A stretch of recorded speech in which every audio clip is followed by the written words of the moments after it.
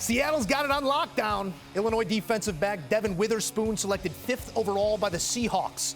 The unanimous All-American boasted the fewest yards per attempt allowed as a primary defender last season and graded out head and shoulders as the top cover man in the class.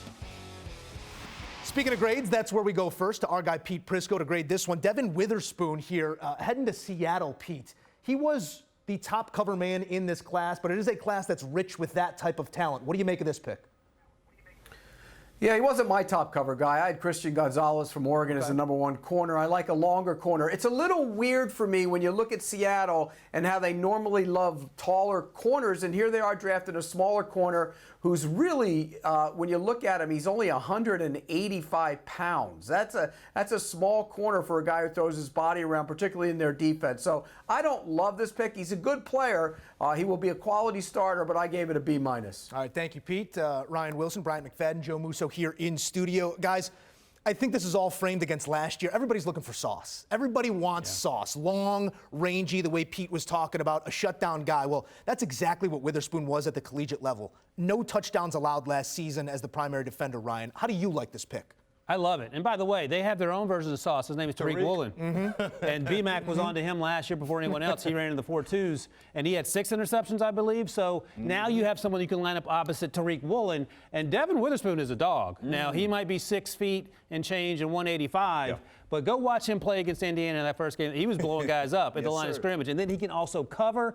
He feels like a Seattle throwback to the days when Richard Sherman was back there and Cam Chancellor back there, the Legion of Boom. And the other thing, B-Mac, that I will say, I had heard that the Seattle Seahawks were honing in on Anthony Richardson. He goes at 4 to Indianapolis. I had heard that they were off Jalen Carter, which meant they're like, okay, we're going to take the best player on our board. And it was cornerback Devon Witherspoon. Quadre Diggs, Tariq Woolen, you get a healthy Jamal back as well, and now you factor in Witherspoon.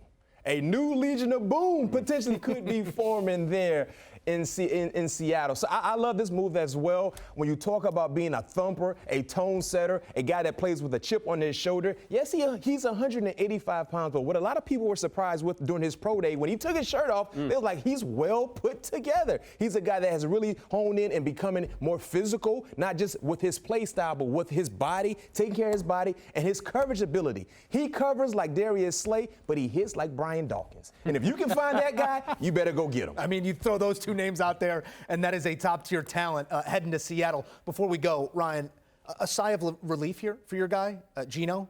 I mean, we get through these picks. Seattle here selecting. This is, in a way, also a vote of confidence to Geno Smith. Facts. That's right. Eugene Cyril Smith III. I just needed you to say it. Continues to live on.